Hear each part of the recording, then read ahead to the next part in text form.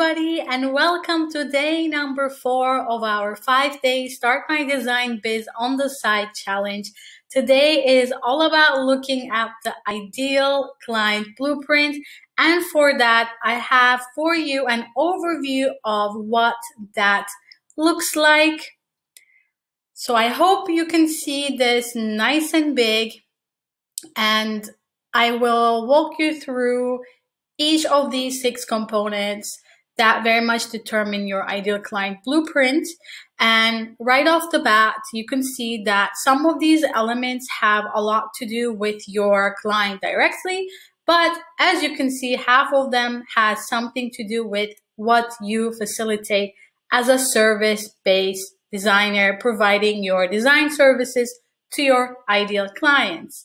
Now, to recap a little bit everything we have been talking about so far, your ideal client is the person you want to provide your design services to. And when you know exactly who this person is, it becomes easier to create the design services that you want to provide in your business. And demographics, psychographics, and personal values on the right-hand side are some of the starting points that get you to think about your ideal client avatar. And then from here onwards, as the service provider, you need to make sure that you have systems in place that are built to create that know, like, and trust factor with your clients. You need to find a way to retain your clients. You need to find a way to make sure that the whole design process goes as smooth as possible. And last but not least, you need to have a system in place that will actually retain that client and have them become potentially a client that always comes back to you every time they need a service done, or you set the foundations of a very strong and strategic referral system. And a lot of these things are the components that we speak a lot more during our signature 21-day Architect Accelerator program. You can check out the link in this document after the video to see everything that is covered in this program. But essentially, it's a 21-day follow at your own pace course that has also additional weekly coaching. There are a lot of bonuses as well. And the goal is to really help you further tweak and define your niche, get into the right mindset, learn the business foundations for profit. Yes, in business, having profit is very, very important. And last but not least, to learn the marketing principles to attract these ideal clients so that you can work on projects that you love with clients that are worthy for your time and effort and attention. So make sure to check out the link in this document if you're interested in that program.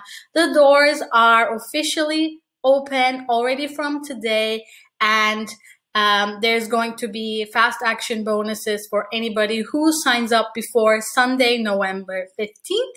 So make sure to check that out. But with that out of the way, now let's take a quick look at all the components of this diagram and have an idea of what each component truly means and how you can have that work for you. So demographics, this is something that we kind of touched upon in our previous homeworks.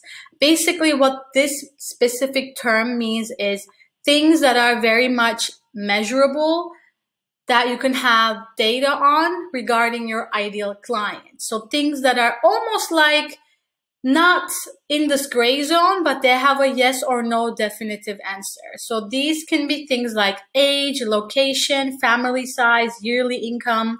These things you know for a fact that they exist, and they have a very crystal clear answer that you can actually take and document as data. And then we have the second component, which is psychographics. And these are things that are a little bit more difficult to quantify. You can never really put a certain number, value, or data attached to them because they very much depend on inner wishes inner aspirations of your ideal clients. And these can be things like kind of sports they do, what kind of extracurricular things they like to pursue, and what are the kind of feelings they have associated around those things. And last but not least, personal values. Now, personal values are also very much like a subcategory of the psychographics. And these are things that we've also been mentioning in the previous days, like freedom, maybe family, maybe love. Maybe these are the kind of personal values that your ideal client has. And it is very much up to you to define what you want those values to be. And then my question here for you is, how do the values of your ideal clients actually map against your own values? And here, most of the time, we find that our values and the values that we want our ideal clients to have tend to be pretty much similar or on a similar wavelength. So let me know if this is something that resonates with you or not. So this right-hand side is very much about and related to your ideal clients. On the left-hand side, the second part of the puzzle of the ideal client blueprint is, what is it that you facilitate? And most importantly, how do you facilitate that? Because without having those two pieces together, the right side and then the left-hand side, you never truly know exactly how you're going to position your own design services, which is what we have here in the middle. So now let's take a look at the systems. These are things that you need to have in place as a business owner. So these can be things like the tech that you use, your offers that you're creating, your workflows, and how you onboard your client when they decide to sign up for your design services. And then from there onwards, we have a very important part, which is a retention. And now this definitely means, all right, once that client has signed up with you, how do you take them through this design process so that throughout the design process, they're very much excited and engaged? And the second element of retention is also, how do you continue to nourish and build that know, like, and trust factor, not just with the current client, but have systems in place again to attract more potential ideal clients to your zone of genius and build that know, like, and trust factor. And then last but not least, we have a very key component here, and that is referral. Yes, we want to be able to see this thing as a cycle that sort of repeats itself indefinitely, because referrals are very important and they are your starting point before you get another client, or that you keep your current client on an ongoing basis. So they always come back to you every time they need to get a design service done. And to have smart referral systems in place, we need to also go through our systems and retention and find ways that we find a referral system that makes sense for our own specific type of business. So that's briefly to summarize all of these components that you need to have that very much form your design services, looking at what you facilitate, and also looking at what kind of things you need to have in place regarding your own ideal clients.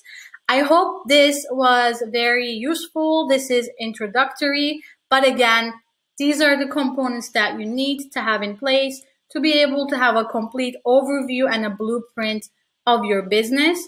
Again, if you want to learn more about this, and if you want to dive so much deeper into each and every single one of those elements, check out the 21-day Architect Accelerator program.